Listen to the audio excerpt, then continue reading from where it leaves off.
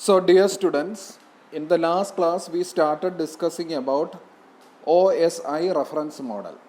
Network മോഡൽസിൽ ഏറ്റവും important ആയിട്ടുള്ള OSI മോഡൽസിൻ്റെ 7 ലെയറിനെ കുറിച്ചും അതിലെ ഏറ്റവും ലോവർ മോസ്റ്റ് ലെയറായ ഫിസിക്കൽ ലെയറിനെ കുറിച്ചും കഴിഞ്ഞ ക്ലാസ്സിൽ നമ്മൾ പഠിച്ചു. So the next layer just above the physical layer comes the data link layer. Layer 2-ൽ പ്രസൻ്റ് ആയിരിക്കുന്ന ലെയറിനെ വിളിക്കുന്ന പേരാണ് ഡാറ്റ ലിങ്ക് ലെയർ എന്നാണ്. So let us see what are the functions that ISO has imposed on the second layer, the data link layer, to perform in OSI model. ഒന്നാമത്തെ function എന്താണെന്ന് നോക്കാം. ഏതൊക്കെ ഫങ്ഷൻസ് ആണ് ഈ ലെയർ ചെയ്യേണ്ടുന്നത്? നിങ്ങൾക്കറിയാം, സെൻഡറായിട്ടും റിസീവറായിട്ടും ഒരു computer act ചെയ്യും. സെൻഡറായിട്ട് ആക്ട് ചെയ്യുമ്പോൾ അതിലെ ഡാറ്റ ലിങ്ക് ലെയറിന് കുറച്ച് ജോലി ചെയ്യേണ്ടതായിട്ടുണ്ട്. റിസീവറായിട്ട് ആക്ട് ചെയ്യുമ്പോൾ അതേ ഡാറ്റ ലിങ്ക് ലെയർ തിരിച്ച് അതിൻ്റെ ഓപ്പോസിറ്റ് ആയിട്ടുള്ള വർക്കിംഗ് ആണ് ചെയ്യേണ്ടുന്നത്. അപ്പോൾ sending and receiving activities support ചെയ്യാൻ വേണ്ടുന്ന വർക്കാണ് ഈ ലെയറിലെ പ്രോട്ടോകോൾസ്. നിങ്ങൾക്കറിയാം, ഇതിനകത്തെ ഫങ്ഷൻസ് ഇപ്പോൾ 4-5 ഫങ്ഷൻസ് നമ്മൾ എക്സ്പ്ലെയിൻ ചെയ്യാൻ പോകുന്നത്, ഇംപ്ലിമെൻറ്റ് ചെയ്യുന്നത് അതിനകത്ത് ഉള്ള പ്രോഗ്രാംസാണ്. ആ പ്രോഗ്രാംസിനെ പ്രോട്ടോകോൾ ബേസ് ചെയ്തിട്ട് എഴുതിയിരിക്കുന്ന പ്രോഗ്രാംസാണ്. അപ്പോൾ നമുക്ക് പറയാം അതിലെ പ്രോട്ടോകോൾസാണ് ഈ ജോലി ചെയ്യുന്നതെന്ന് നമുക്ക് വേണമെങ്കിൽ പറയാം. ലെയർ 2 പ്രോട്ടോകോൾ അല്ലെങ്കിൽ ഡാറ്റ ലിങ്ക് ലെയർ പ്രോട്ടോകോൾസാണ് ഈ ജോലി ചെയ്യുന്നത് എന്ന് നമുക്ക് പറയാം. So in A receiving device, ആദ്യം റിസീവറായിട്ട് ആക്ട് ചെയ്യുന്ന ഡാറ്റ ലിങ്ക് ലെയർ എന്ത് ചെയ്യുന്നു എന്ന് നോക്കാം. In a receiving device, the main task of the data link layer is to break up the input data stream of zeros and ones into data frames, typically a few hundred or few thousands of bytes. ഒരു റിസീവറായിട്ട് act ചെയ്യുന്ന data link ലെയറിന് അഭിമുഖീകരിക്കേണ്ടുന്ന ആദ്യത്തെ issue അല്ലെങ്കിൽ ജോലി എന്ന് പറയുന്നത്, തൊട്ട് താഴത്തെ ഫിസിക്കൽ ലെയർ സീറോസ് ആൻഡ് വൺസിനെ ഐഡൻറ്റിഫൈ ചെയ്ത് മുകളിലോട്ട് വിട്ടുകൊണ്ടിരിക്കുകയാണ്. നിങ്ങളറിയാമല്ലോ, റിസീവിങ് മെഷീനായിട്ട് ആക്ട് ചെയ്യുമ്പോൾ ഈ സിഗ്നൽസ് ആദ്യം വരുന്നത് ഫിസിക്കൽ ലെയറിലാണ്. ഫിസിക്കൽ ലെയർ അതിലെ സിഗ്നൽ വാല്യൂസ്, വോൾട്ടേജ് വാല്യൂസ് പരിശോധിച്ചിട്ട് അത് 1 ആണോ 0 ആണോ 1 ആണോ 0 ആണോ എന്ന് വേർതിരിച്ചെടുത്ത് സീറോസ് ആൻഡ് വൺസിനെ ഐഡൻറ്റിഫൈ ചെയ്ത് അത് 1 and 0 ആക്കി തൊട്ട് മുകളിലത്തെ ഡാറ്റ ലിങ്ക് ലെയറിലോട്ട് ഇങ്ങനെ പ്രൊവൈഡ് ചെയ്തുകൊണ്ടിരിക്കും. അപ്പോൾ 1 and 0യുടെ ഒരു സ്ട്രീമാണ് ഡാറ്റ ലിങ്ക് ലെയർ അഭിമുഖീകരിക്കേണ്ടത്. അപ്പോൾ ഡാറ്റ ലിങ്ക് ലെയർ എന്താ ചെയ്യുന്നത്? Data link layer will form this zeros and ones into a group or ഒരു യൂണിറ്റ് ആക്കി മാറ്റാൻ ഒരു ചട്ടക്കൂടുണ്ടാക്കി ആ ഒരു പർട്ടിക്കുലർ ലിമിറ്റ് നമ്പർ ഓഫ് ബിറ്റ്സിനെ ഗ്രൂപ്പ് ചെയ്തിട്ട് ഒരു ചെറിയ യൂണിറ്റ് ആക്കി മാറ്റും. അതിനെ വിളിക്കുന്ന പേരാണ് ഡാറ്റ ഫ്രെയിംസ്. അപ്പം നമുക്ക് പറയാം, it is the job of the data link layer to construct data frames, അല്ലെങ്കിൽ നമ്മൾ പറയും ഫ്രെയിമിംഗ് എന്നാണ് ഇതിന് കോമൺ ആയിട്ട് പറയുന്നത്. So framing forms the first duty of the data link layer. എന്താ framing? The zeros and ones received from the physical layer as a stream is grouped into a few hundred. ചില data link layer ഏതാനും hundreds 800 ബിറ്റ്സുകളെ group ചെയ്തിട്ട് ഒന്നാമത്തെ data frame, അടുത്ത 800-നെ second data frame, ഇങ്ങനെ വരുന്നതിനെ ചെറിയ ചെറിയ ചെറിയ ബൗണ്ടറി നിർമ്മിച്ചിട്ട് ആ ബൗണ്ടറിക്കുള്ളിൽ ഇന്ന സീറോസ് മുതൽ ഇന്ന 1 വരെ അല്ലെങ്കിൽ സീറോസ് വൺസ് അടങ്ങുന്ന ഒരു നിശ്ചിത നമ്പർ ഓഫ് ബിറ്റ്സ് അടങ്ങുന്ന ഒരു ഡാറ്റ ഫ്രെയിം ആക്കി മുകളിലോട്ട് കൊടുക്കും. അടുത്തത് ഡാറ്റ ഫ്രെയിം 2, അടുത്തത് ഡാറ്റ ഫ്രെയിം 3. ഇങ്ങനെ ഒരു ലിമിറ്റ്, ഒരു ബൗണ്ടറി സൃഷ്ടിച്ച് മുകളിലോട്ട് കൊടുക്കുന്നതാണ് എന്ത്? ഡാറ്റ ലിങ്ക് ലെയറിൻ്റെ ആദ്യത്തെ ജോലി അഥവാ ഫ്രെയിമിംഗ് എന്ന് പറയുന്നത്. Okay, it then checks the data frame for error detection and correction and provide it to the network layer. ഇനി രണ്ടാമത്തെ ജോലി ഡാറ്റ ലിങ്ക് ലെയർ എന്താ ചെയ്യുന്നത്? ഒരു ഫ്രെയിമിനെ നിർമ്മിച്ചതിന് ശേഷം വരുന്ന സീറോസ് ആൻഡ് വൺസിനെ ഇപ്പം 800 ബിറ്റ്സ് ചേർന്നാണ് ഞാൻ ഡാറ്റ ഫ്രെയിം ഉണ്ടാക്കുന്നത് എന്ന് ഡാറ്റ ലിങ്ക് ലെയർ റിസീവറുമായിട്ട് അഗ്രി ചെയ്ത് ഫോളോ ചെയ്യുകയാണെങ്കിൽ 800 ബിറ്റ്സ് അടങ്ങുന്ന ഒരു ഡാറ്റ ഫ്രെയിം ഉണ്ടാക്കിയതിന് ശേഷം ഈ ഡാറ്റ ഫ്രെയിമിലെ വൺസ് ആൻഡ് സീറോസ് അടങ്ങുന്ന ഈ യൂണിറ്റിനെ, ഡാറ്റ ഫ്രെയിമിനെ എറർ ചെക്കിങ്ങിന് വേണ്ടി വിധേയമാക്കും. അതെങ്ങനെ ചെക്ക് ചെയ്യുന്നതെന്ന് നമുക്ക് വിശദമായിട്ട് പഠിക്കാൻ ഒക്കും. ഇപ്പം നമ്മൾ അതിൻ്റെ ഫംഗ്ഷൻ പറഞ്ഞു പോയാൽ മതി. സോ ദിസ് 800, ഇനി ചില കേസസിലാണെങ്കിൽ thousands of ബൈറ്റ്സ് വരുന്ന ഡാറ്റ ഫ്രെയിം ഉണ്ട്. ഓക്കെ, ഇപ്പം പിന്നെ പിന്നെ പിന്നെ എന്താണ് 12,000 അല്ലെങ്കിൽ 8,000 ബൈറ്റ്സ് ചേർന്നൊരു ഡാറ്റ ഫ്രെയിം ചില പിന്നെ നെറ്റ്വർക്കിലൊക്കെ ഉണ്ടാവും. അപ്പോൾ ഇപ്പോൾ നമ്മളൊരു എക്സാമ്പിളായിട്ട് 800 ബിറ്റ്സ് എന്നോ അല്ലെങ്കിൽ 400 ബൈറ്റ്സ് എന്നോ ഒക്കെയുള്ള ഡാറ്റ ഫ്രെയിമാണ് വിചാരിച്ചത്. അപ്പോൾ സെൻഡ് ചെയ്ത സ്ഥലത്ത് നിന്ന് 400 ബൈറ്റ്സ് ആയിരിക്കും അവിടുത്തെ ഡാറ്റ ഫ്രെയിം അയച്ചിരിക്കുന്നത്. അതുകൊണ്ടാണ് ഇവിടെ ഡെസ്റ്റിനേഷനിൽ 400 ബൈറ്റ്സ് ചേർന്ന ഡാറ്റ ഫ്രെയിം ആയിട്ട് ഇത് ഗ്രൂപ്പ് ചെയ്യുന്നത്. ഓക്കെ, അപ്പോൾ സെൻഡറും റിസീവറും തമ്മിൽ അഗ്രിമെൻ്റ് വേണം, അല്ലാതെ അവിടെ ഒന്ന് ഇവിടെ വേറൊന്നല്ല. അപ്പോൾ അവിടെ ഒരു അഗ്രിമെൻ്റ് ആണ് ആ നെറ്റ്വർക്കിനകത്ത് പിന്നെ ഉണ്ടായിരിക്കുന്നത്. ഏതൊക്കെ കമ്പ്യൂട്ടേഴ്സാണോ ഈ നെറ്റ്വർക്കിൽ കമ്മ്യൂണിക്കേറ്റ് ചെയ്യുന്നത് അവിടുത്തെ എല്ലാ ഡാറ്റ ഫ്രെയിംസിൻ്റെ ആ ഒരു ലിമിറ്റ് എന്ന് പറഞ്ഞാൽ അഗ്രീഡ് അപ്പോൺ ആണ്. അപ്പോൾ ഇൻ്റർനെറ്റിലായാലും ഡാറ്റ ഫ്രെയിംസ് നിർമ്മിക്കുന്നതിന് ഒരു സൈസ് ഉണ്ട്, അതനുസരിച്ചായിരിക്കും വരുന്നത്. എന്നിട്ട് ഈ ഡാറ്റ ഫ്രെയിമിനെ ഇങ്ങനെ ഉണ്ടാക്കിയതിന് ശേഷം ഇത് തൊട്ട് മുകളിലത്തെ നെറ്റ്വർക്ക് ലെയറിലേക്ക് ട്രാൻസ്ഫർ ചെയ്ത് വിടുക എന്നാണല്ലോ ജോലി എന്ന് ഞാൻ പറഞ്ഞത്. അതിന് തൊട്ട് മുമ്പ് ഈ എത്തിയിരിക്കുന്ന 800 ബിറ്റ്സോ അല്ലെങ്കിൽ 400 ബൈറ്റ്സോ അടങ്ങുന്ന ഒരു ഡാറ്റ ഫ്രെയിം എടുത്തു വെച്ചിട്ട് ഒരു പരിശോധന ഇവിടെ നടത്തും. ഇതിനകത്ത് 1s and 0s വാല്യൂ തെറ്റി വന്നിട്ടുണ്ടോ, എന്തെങ്കിലും എറർ ഉണ്ടോ എന്ന് ഡിറ്റക്റ്റ് ചെയ്യും. ഇനി ഡിറ്റക്റ്റ് ചെയ്ത് കഴിഞ്ഞാൽ ചില ഡാറ്റ ലിങ്ക് ലെയറിന് ഒരു കഴിവോടുണ്ട്. ഈ ചെറിയ ചെറിയ എറർ ആണെങ്കിൽ സ്വയമേവ ഇത് കറക്റ്റ് ചെയ്യാനായിട്ടുള്ള ഒരു കഴിവ് ഡാറ്റ ലിങ്ക് ലെയർ പ്രോട്ടോകോൾസിനുണ്ട്. അതുകൊണ്ടാണ് നമ്മൾ പറയുന്നത് it is the job of the data link layer to perform error detection and correction function. അപ്പം രണ്ടാമത്തെ ജോലി എന്താ? Error detection and correction. അപ്പം 2 ഫങ്ഷൻസ് ആണ് ഞാൻ പറഞ്ഞത്. ഒന്നാമത്തെ ഫങ്ഷൻ എന്ന് പറഞ്ഞാൽ forming data frames or framing. രണ്ടാമത്തത് performing error detection and correction. ഇനി മൂന്നാമത്തത് നോക്കാം. It is the job of the data link layer to confirm the sending machine that the frame has been successfully received and send back and acknowledgement frame. ഇനി അടുത്ത job എന്ന് പറഞ്ഞാൽ sending and receiving acknowledgement frame എന്ന് നമ്മൾ പറയും. എന്താണ് acknowledgement frame? എന്താ acknowledgement frame എന്ന് പറഞ്ഞാൽ? നിങ്ങൾക്ക് ഒരു എക്സാമ്പിൾ ഞാൻ പറയാം. പണ്ട് രജിസ്റ്റേർഡ് ലെറ്റർ അയക്കുമ്പോൾ ആ രജിസ്റ്റേർഡ് ലെറ്ററിൻ്റെ പുറകിൽ നമ്മളൊരു അക്നോളജ്മെൻറ്റ് കാർഡും കൂടെ പിൻ ചെയ്ത് അയക്കാറുണ്ട്. ഇത് ഡെസ്റ്റിനേഷനിൽ എത്തി എന്ന് ഉറപ്പുണ്ടെങ്കിൽ ഈ അക്നോളജ്മെൻറ്റ് കാർഡ് ഈ റിസീവർ എത്തിക്കഴിഞ്ഞ് കഴിഞ്ഞാൽ അത് സൈൻ ചെയ്തിട്ട് അത് പോസ്റ്റ് ഓഫീസിലെ പോസ്റ്റ്മാൻ തിരിച്ചു വാങ്ങിക്കും. എന്നിട്ട് കവർ അങ്ങ് കൊടുക്കും. എന്നിട്ട് ഈ അക്നോളജ്മെൻറ്റ് കാർഡ് തിരിച്ച് നമ്മളുടെ കയ്യിലോട്ട് എത്തും. എന്തോ അക്നോളജ്മെൻറ്റ് കാർഡ് കൊണ്ട് അർത്ഥമാക്കുന്നത് സെൻഡറിന് ഉറപ്പ് വരുത്തുകയാണ് റിസീവർ ഇത് വാങ്ങിച്ചു എന്നുള്ളത്. അപ്പോൾ നമ്മൾ ചെന്ന് അക്നോളജ്മെൻറ്റ് കാർഡുള്ള രജിസ്റ്റേർഡ് അയച്ചു കഴിഞ്ഞാൽ 3 ദിവസം കൊണ്ട് ഇത് ഡെസ്റ്റിനേഷനിലെത്തും. റിസീവർ അത് വാങ്ങിക്കും. റിസീവർ ആ കവർ വാങ്ങിക്കുകയും അക്നോളജ്മെൻറ്റിനകത്ത് ഒപ്പിട്ടിട്ട് അത് തിരിച്ച് അവിടുത്തെ പോസ്റ്റ്മാൻ്റെ കൊടുക്കും. അയാൾ അത് തിരിച്ച് നമ്മളുടെ അഡ്രസ്സിലേക്ക് തിരിച്ചു വിടും. അങ്ങനെ പൂരിപ്പിച്ചാൽ നമ്മൾ അറ്റാച്ച് ചെയ്ത് വിടുന്നത്. അപ്പോൾ അതേപോലെ തന്നെ ഒരു ഡാറ്റ ഫ്രെയിം സെൻഡറിൽ നിന്ന് റിസീവറിൽ എത്തിക്കഴിഞ്ഞു കഴിഞ്ഞാൽ റിസീവറിൻ്റെ ഡാറ്റ ലിങ്ക് ലെയറിൻ്റെ ഒരു ജോലിയാണ് ഇത് എറർ ഡിറ്റക്ഷൻ ആൻഡ് കറക്ഷൻ നടത്തിയതിന് ശേഷം ഒരു രീതിയിലും തെറ്റൊന്നുമില്ല, ഇതിൽ എററൊന്നും വന്നിട്ടില്ല എങ്കിൽ ഇത് നെറ്റ്വർക്ക് ലെയറിലേക്ക് വിടുന്നതിനോടൊപ്പം തന്നെ അവിടെ നിന്ന് ഇത് അയച്ച ആളിന് സെൻഡറിലേക്ക് തിരിച്ചൊരു അക്നോളജ്മെൻറ്റ് ഫ്രെയിം. അക്നോളജ്മെൻറ്റ് എന്ന് പറഞ്ഞു കഴിഞ്ഞാൽ നിങ്ങളിൽ അയച്ച ഡാറ്റ പാക്കറ്റ് കുഴപ്പമൊന്നുമില്ലാതെ ഇവിടെ കിട്ടി എന്ന് അറിയിക്കുന്ന ഒരു ഷോർട്ട് ഫ്രെയിം ആണ് അക്നോളജ്മെൻറ്റ് ഫ്രെയിം. ഇത് ആർക്ക് അയച്ചു കൊടുക്കും? ഇത് അയച്ച സെൻഡറിന് കൊടുക്കും. ഇതാണ് സെൻഡിങ് ഓഫ് അക്നോളജ്മെൻറ്റ് ഫ്രെയിം എന്ന് പറഞ്ഞാൽ. ഇനി ഈ അക്നോളജ്മെൻറ്റ് ഫ്രെയിമിന് എന്ത് സംഭവിക്കും? ഇത് ട്രാവൽ ചെയ്ത് അയച്ച ആളുടെ കയ്യിലെത്തും.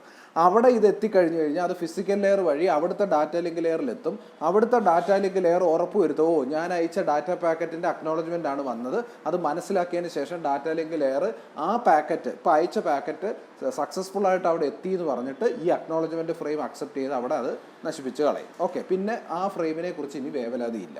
അല്ലെങ്കിൽ എന്ത് ചെയ്യണമെന്നറിയോ? ഇല്ലെങ്കിൽ ഈ അക്നോളജ്മെൻറ്റ് ഫ്രെയിം അവിടെ കിട്ടിയില്ലെന്നുണ്ടെങ്കിൽ ഡാറ്റ ലിങ്ക് ലെയർ വീണ്ടും ഈ അയച്ച പാക്കറ്റിനെ ഒരു നിശ്ചിത സമയം കഴിഞ്ഞാൽ റീസെൻഡ് ചെയ്യുന്നതൊക്കെയുള്ള ഒരു സിസ്റ്റം ഉണ്ട്. അത് ഞാൻ പിന്നെ പറയാം. ഇപ്പോൾ തൽക്കാലം sending and receiving of acknowledgement frame is the duty of the data link layer. ഇതാണ് മൂന്നാമത്തെ ഡ്യൂട്ടി. ഇനി നാലാമത്തെ duty, another issue that arises in data link layer is to provide flow control mechanism that regulates a fast transmitter from drowning a slow receiver. അടുത്ത issue എന്താ arise ചെയ്യുന്ന data link ലെയറിൻ്റെ? It is to provide a flow control mechanism. എന്താണ് flow control എന്ന് പറഞ്ഞാൽ? നിങ്ങൾക്കറിയാം, പലപ്പോഴും transmit ചെയ്യുന്ന സെൻഡറും റിസീവ് ചെയ്യുന്ന റിസീവറും തമ്മിലുള്ള ആ ഒരു സ്പീഡെന്ന് പറയുന്നത് പലപ്പോഴും വ്യത്യാസപ്പെട്ടിരിക്കും. ചിലപ്പം ഫാസ്റ്റായിട്ട് ഡാറ്റ ഫ്രെയിംസ് ഇങ്ങനെ സെൻഡ് ചെയ്യുന്ന ഒരു സെൻഡർ ആയിരിക്കും, പക്ഷെ അതേ വേഗത്തിൽ തന്നെ റിസീവറിന് അത് അക്സെപ്റ്റ് ചെയ്യാൻ ഒക്കത്തില്ല, കുറച്ചുകൂടെ സ്ലോ ആയിരിക്കും. അപ്പോൾ ഈ സെൻഡറും റിസീവറും തമ്മിൽ ഡാറ്റ കമ്മ്യൂണിക്കേഷൻ ഇൻവോൾവ് ചെയ്യുമ്പോൾ സെൻഡറിൽ നിന്ന് വരുന്ന ഡാറ്റ ഒരിക്കലും നഷ്ടപ്പെടാതെ റിസീവിങ് സൈഡിൽ സൂക്ഷിക്കാൻ വേണ്ടുന്ന ബഫർ സ്പേസും, അതുപോലെ തന്നെ ഈ അയക്കുന്ന ആളിന് ചിലപ്പോൾ ഒരു ഇൻഫർമേഷൻ കൊടുക്കാം, ഞാൻ വളരെ സ്ലോയിലാണ് ചെയ്യുന്നത്, നിങ്ങൾ അയക്കുന്ന റേറ്റ് ഒന്ന് കുറയ്ക്കണം എന്ന് ഈ സെൻഡറിന് ഇൻഫർമേഷൻ കൊടുക്കാനുള്ള കഴിവും പല നെറ്റ്വർക്കിനകത്തെയും ഡാറ്റ ലിങ്ക് ലെയറിന് ഉണ്ട്. സോ ഫ്ലോ കൺട്രോൾ മെക്കാനിസം, അതിനൊരു മെക്കാനിസം ഉണ്ട്, അതിനൊക്കെയുള്ള ഇൻഫർമേഷൻ കൊടുക്കുന്ന ഒരു വേണ്ടുന്ന ഒരു ഷോർട്ട് ഫ്രെയിം ഒക്കെ അയക്കണം. ഓക്കെ, അത് നമ്മൾ വിശദീകരിക്കുന്നില്ല, പക്ഷെ ആ ഫംഗ്ഷൻ പറയാം, അതാണ് അവിടുത്തെ ഫ്ലോ കൺട്രോൾ മെക്കാനിസത്തിൻ്റെ പ്രോഗ്രാമോ പ്രോട്ടോക്കോളോ ചെയ്യുന്നത്. അങ്ങനെ നാലാമത്തെ ഫംഗ്ഷനായ ഫ്ലോ കൺട്രോളും ഈ പറയുന്ന ഡാറ്റ ലിങ്ക് ലെയർ ചെയ്യേണ്ടതായിട്ടുണ്ട്. എന്താ ഫ്ലോ കൺട്രോൾ എന്ന് പറഞ്ഞാൽ? Flow control is a mechanism by which a slow receiver is not drowned with by or forced with more data by a fast sender. Fast sender കൂടുതൽ data frames send ചെയ്ത് slow റിസീവറിനെ ബുദ്ധിമുട്ടിൽ ആക്കാതെ ഒരു regulate ചെയ്യുന്ന മെക്കാനിസത്തിനാണ് flow control mechanism എന്ന് പറയുന്നത്. ഇനി ഇതിനു വേണ്ടി എന്താ ചെയ്യുന്നതെന്ന് ചോദിച്ചാൽ, some traffic regulation mechanisms may be needed to let the transmitter know when the receiver can accept more data. അപ്പോൾ അതിനെന്താന്ന് വെച്ച് കഴിഞ്ഞാൽ, ഈ ഡാറ്റ കമ്മ്യൂണിക്കേഷൻ നടക്കുന്നതിൻ്റെ ഇടയിൽ ഇല്ല കൺട്രോൾ സിഗ്നൽസ് എന്നുള്ള രീതിയിൽ കൺട്രോൾ പോലെ ഇൻഫർമേഷൻ ഈ സെൻറ്ററിലേക്ക് പ്രവേശിക്കും. എന്തുവാ, എപ്പോഴാണ് നിങ്ങൾ സ്പീഡ് കൂട്ടി അയക്കേണ്ടത്, എപ്പോൾ നിങ്ങൾ കുറയ്ക്കണം, ഇങ്ങനെയുള്ള ഒരു കമ്മ്യൂണിക്കേഷനും ആക്ച്വൽ ഡാറ്റ ട്രാൻസ്മിഷൻ്റെ കൂടെ സെൻറ്ററും റിസീവറും തമ്മിൽ ഇൻവോൾവ് ആവും. ഇതെല്ലാം കൈകാര്യം ചെയ്യുന്ന ലെയറാണ് ഡാറ്റ ലിങ്ക് ലെയർ. ഓക്കെ, ഇനി ഈ പറഞ്ഞ പ്രധാനപ്പെട്ട ഫംഗ്ഷനോട് പുറമേ തന്നെ ഒരു പ്രത്യേകതരം നെറ്റ്വർക്കിനകത്ത് ഡാറ്റ ലിങ്ക് ലെയർ ഒരു സബ് ലെയറോട് കൂടിയാണ് എക്സിസ്റ്റ് ചെയ്യുന്നത്. എന്താണ് സബ് ലെയർ? ഇപ്പോൾ എല്ലാ നെറ്റ്വർക്കിലും ഇത് വേണമെന്നില്ല.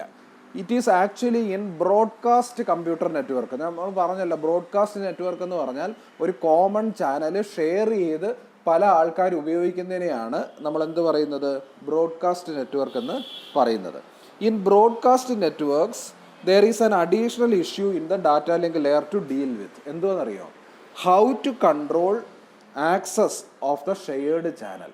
ഇവിടെ ഞാൻ ബ്രോഡ്കാസ്റ്റ് നെറ്റ്വർക്കിൻ്റെ ഡയഗ്രാം നിങ്ങളെ ആദ്യത്തെ രണ്ടോ മൂന്നോ വീഡിയോ ട്യൂട്ടോറിയൽ, സെക്കൻഡോ തേർഡോ വീഡിയോ ട്യൂട്ടോറിയലിനകത്ത് ഞാൻ പഠിപ്പിച്ചിട്ടുണ്ട്. നിങ്ങൾ യൂട്യൂബിൽ പോയാൽ അത് കാണാൻ ഒക്കും.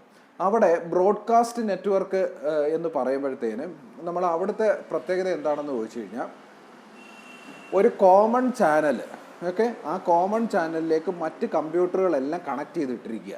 അപ്പോൾ ഒരു കമ്പ്യൂട്ടറിൽ നിന്ന് മറ്റൊരു കമ്പ്യൂട്ടറിലേക്ക് ഡാറ്റ പോകാൻ പ്രത്യേകമായിട്ടുള്ള ലിങ്ക് അല്ല. ഒരു കമ്പ്യൂട്ടറിൽ നിന്ന് ഡാറ്റ കുറച്ച് ഭാഗം ആ കമ്പ്യൂട്ടറിൽ നിന്ന് പുറത്തേക്ക് വരുന്ന ചാനലിലൂടെ വന്നിട്ട് ഒരു common backbone cable, backbone എന്ന് പറഞ്ഞാൽ നട്ടെല്ലെന്ന് പറയുന്ന പോലെ ഒരു കട്ടിയുള്ള ഒരു കേബിളിലേക്ക് ഇത് പ്രവേശിക്കുകയും എന്നിട്ട് ആ കോമൺ കേബിളിലൂടെ സഞ്ചരിച്ചിട്ടാണ് ഫൈനലി ഡെസ്റ്റിനേഷൻ വരെ എത്തിച്ചേരുന്നത്. അപ്പോൾ അവിടെ ഒരു പ്രശ്നമുണ്ട്.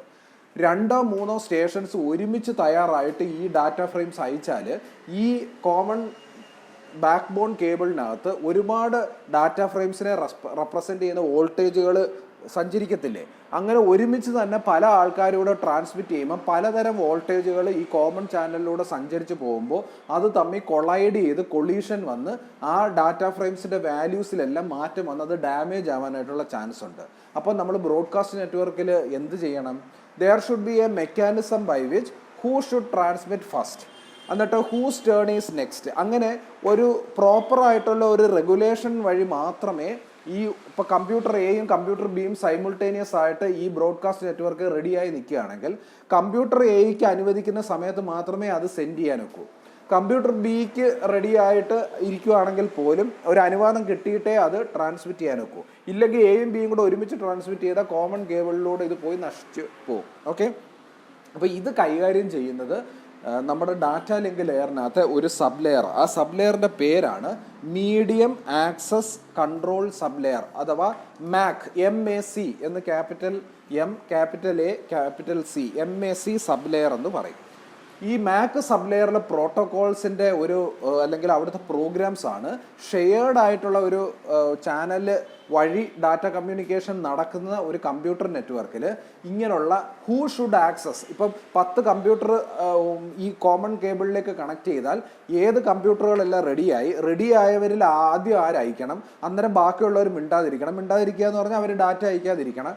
പിന്നെ അടുത്ത ടേൺ എങ്ങനെ അടുത്താക്ക് കൊടുക്കും, അടുത്ത ടേൺ കിട്ടുമ്പോൾ അയാൾ ട്രാൻസ്മിറ്റ് ചെയ്യും, ബാക്കിയുള്ളവർ മിണ്ടാതിരിക്കും. ഇങ്ങനെ ഒരു ചിട്ടയോടുകൂടിയുള്ള ഒരു പ്രവർത്തനം നടന്നില്ലെങ്കിൽ ഡാറ്റ കമ്മ്യൂണിക്കേഷൻ സുഗമമാവത്തില്ല. അപ്പോൾ in broadcast network the data link layer has a sub layer. That sub layer is called media access control sub layer. That is also there in the data link layer. ഇനി data link layer is also concerned with physical addressing. എന്താണ് physical addressing എന്ന് പറഞ്ഞാൽ? ഇപ്പോൾ ഉദാഹരണത്തിന് നമ്മളൊരു computer network നമ്മുടെ ലാബിലുണ്ട്. Okay, നമ്മുടെ ലാബിലെ computer നെറ്റ്വർക്കിനെ ഇൻ്റർനെറ്റിലേക്ക് കണക്ട് ചെയ്യുന്നത് ഒരു പ്രത്യേക കണക്ഷൻ ഉപയോഗിച്ചാൽ ഒരു കമ്പ്യൂട്ടറിലേക്ക് ആദ്യം കണക്ഷൻ കൊടുക്കും.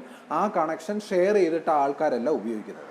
അപ്പോൾ ലോകത്ത് ഏതെങ്കിലും ഒരു കോണിൽ നിന്ന് ഡാറ്റ ഒരു കമ്പ്യൂട്ടറിൽ നിന്ന് വരികയാണ് നമ്മളുടെ പിന്നെ കമ്പ്യൂട്ടർ നെറ്റ്വർക്ക് ലാബിനകത്തെ ഒരു കമ്പ്യൂട്ടറിലേക്ക്. അപ്പോൾ അത് എത്തിക്കഴിഞ്ഞു കഴിഞ്ഞാൽ ഈ നെറ്റ്വർക്കിൽ നമ്മുടെ 50 കമ്പ്യൂട്ടർ ഇരിക്കുന്ന ലാബിലെ കമ്പ്യൂട്ടർ നെറ്റ്വർക്കിലോട്ട് കയറി കഴിഞ്ഞാൽ അത് സഞ്ചരിച്ച് യഥാർത്ഥ മെഷീനിലേക്ക് എത്തിച്ചേരണം. ഓക്കെ, ഇത് നെറ്റ്വർക്കിൽ പ്രവേശിക്കുന്നിടം വരെ, നമ്മുടെ ലാബിൽ പ്രവേശിക്കുന്നിടം വരെ ഇത് കോമൺ ആയിട്ടുള്ള ഒരു അഡ്രസ്സിലായിരിക്കും വരുന്നത്.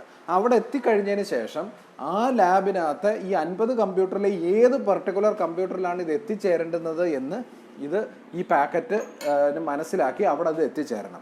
അതിനൊരു മെക്കാനിസം എന്ന് പറയുന്നത് ബൈ ഫിസിക്കൽ അഡ്രസ്സിംഗ് ആണ്. ഈ ഫിസിക്കൽ അഡ്രസ്സിംഗ് എന്ന് പറയുന്നത് കൈകാര്യം ചെയ്യുന്നത് ഡാറ്റ ലിങ്ക് ലെയർ ആണ്. അപ്പോൾ അതിൻ്റെ എക്സ്പ്ലനേഷൻ എന്തുവാ? If frames are to be distributed to different systems on the network, the data link layer adds a header to the frame to define the sender or the receiver of the frame. ഇപ്പോൾ sending മെഷീനായിട്ട് act ചെയ്യുന്ന ഒരു computer ആണെന്നുണ്ടെങ്കിൽ ആ computer data frames ആക്കിയതിന് ശേഷം അയക്കുന്നതിനോടൊപ്പം തന്നെ ഈ data ഫ്രെയിമിനകത്ത് ഒരു ഹെഡറായിട്ട് ഇൻഫർമേഷൻ അറ്റാച്ച് ചെയ്യുമെന്ന് പറഞ്ഞാൽ ഓരോ ലെയർ വെച്ച് ആ ഹെഡറിനകത്ത് ഒരു പർട്ടിക്കുലർ വാല്യൂം കൂടി അഡ്രസ്സ് ചെയ്യും. അതായത് ഈ ഫ്രെയിം ഏതെങ്കിലും ഒരു നെറ്റ്വർക്കിൽ ചെന്നതിന് ശേഷം ആ നെറ്റ്വർക്കിലെ ഇന്ന സ്പെസിഫിക് ആയിട്ടുള്ള കമ്പ്യൂട്ടറിലാണ് എത്തിച്ചേരേണ്ടുന്നതെന്ന് അറിയിക്കുന്ന ഒരു അഡ്രസ്സും കൂടി ഇത് ഫിറ്റ് ചെയ്യേണ്ടതായിട്ടുണ്ട്. അതാണ് പറഞ്ഞത്, if the frames are to be distributed to different systems on the network, the data link layer adds a header to the frame to define the sender or the receiver of the frame. Okay, ആ നെറ്റ്വർക്കിനകത്ത് തന്നെ. If the frame is intended for a system outside the centers, ഇത് ഒരു കാര്യം ഓർക്കണം, ഇതെന്ന് പറയുന്നത് സ്വന്തം നെറ്റ്വർക്കിലാണ്. ഇപ്പോൾ എൻ്റെ കൈവശമുള്ള 50 കമ്പ്യൂട്ടർ അടങ്ങുന്ന ഒരു നെറ്റ്വർക്കിനകത്ത് എ എന്ന് പറയുന്ന കമ്പ്യൂട്ടറിൽ നിന്ന് ഇസഡ് എന്ന് പറയുന്ന കമ്പ്യൂട്ടറിലേക്ക് ഡാറ്റ ട്രാൻസ്മിറ്റ് ചെയ്ത് പോകുമ്പോഴാണ് ഈ പറയുന്ന ഫിസിക്കൽ അഡ്രസ്സ് ചെയ്യുന്നത്. നേരെ മറിച്ച് നിങ്ങളുടെ കമ്പ്യൂട്ടർ ലാബിൽ നിന്ന് പുറത്തോട്ട് പോയി ഈ ഡാറ്റ പാക്കറ്റ് ട്രാവൽ ചെയ്ത് അമേരിക്കയിൽ ഇരിക്കുന്ന ഒരു കമ്പ്യൂട്ടറിലാണ് പോകേണ്ടതെങ്കിൽ അതിനും ഒരു അഡ്രസ്സ് വേണം. അത് ലോജിക്കൽ അഡ്രസ്സ് എന്നാണ് പറയുന്നത്. അല്ലെങ്കിൽ നമ്മൾ ഇപ്പം മോഡേൺ ഡേയിൽ IP അഡ്രസ്സ് എന്നൊക്കെ പറയും, പക്ഷേ OSI മോഡലിൽ IP എന്ന് നമ്മൾ പറയുന്നില്ല. അപ്പോൾ ലോജിക്കൽ അഡ്രസ്സ് വേറെയാണ്. ലോജിക്കൽ അഡ്രസ്സ് എന്ന് പറഞ്ഞു കഴിഞ്ഞാൽ നിങ്ങളുടെ കമ്പ്യൂട്ടർ നെറ്റ്വർക്കിൻ്റെ പുറത്തേക്ക് ഈ ഡാറ്റ പാക്കറ്റ് പോകുമ്പോൾ അത് അമേരിക്കയിലോ യൂറോപ്പിലോ ഇരിക്കുന്ന കമ്പ്യൂട്ടറിൽ എത്തിച്ചേരണമെങ്കിൽ ഒരു അഡ്രസ്സ് വേണം. അത് ഈ ലെയർ അല്ല ചെയ്യുന്നത്, ഡാറ്റ ലിങ്ക് ലെയറിൻ്റെ ജോലിയല്ല, അത് അടുത്ത ലെയറായ നെറ്റ്വർക്ക് ലെയറാണ് ചെയ്യുന്നത്. നേരെ മറിച്ച് നിങ്ങളുടെ കമ്പ്യൂട്ടർ നെറ്റ്വർക്കിൽ 50 കമ്പ്യൂട്ടർ ഉണ്ട്, അതിലെ A എന്ന് പറയുന്ന കമ്പ്യൂട്ടറിൽ നിന്ന് ഉത്ഭവിക്കുന്ന ഒരു പാക്കറ്റ് വെളിയിലോട്ടൊന്നും പോകണ്ട, ഈ കമ്പ്യൂട്ടർ നെറ്റ്വർക്കിൽ തന്നെ ഇസഡിലോട്ട് എത്തിച്ചേർന്നാൽ മതിയെങ്കിൽ എയിൽ നിന്ന് ജനറേറ്റ് ചെയ്യുന്ന ഡാറ്റ ഫ്രെയിമിനകത്ത് ഒരു ഹെഡർ എന്നുള്ള രീതിയിൽ ആ ഡാറ്റ ഫ്രെയിമിനകത്ത് പിന്നെ ഹെഡർ പാർട്ടിനകത്ത് ഒരു ഫിസിക്കൽ അഡ്രസ്സ് കൂടെ ഫിക്സ് ചെയ്യും. അതിനെ MAC അഡ്രസ്സ് എന്നും പറയാറുണ്ട്. ഓക്കെ, മീഡിയ ആക്സസ് അഡ്രസ്സ് എന്നും പറയാറുണ്ട്. ഇങ്ങനെ ആ അഡ്രസ്സ് ഫിസിക്കൽ അഡ്രസ്സ് എന്ന് പറയുന്നത് ഫിറ്റ് ചെയ്ത് അയച്ചു കഴിഞ്ഞാൽ അതിനകത്തെ നെറ്റ്വർക്കിലെ ആ പർട്ടിക്കുലർ കമ്പ്യൂട്ടറിലേക്ക് ഇത് എത്തിച്ചേരും.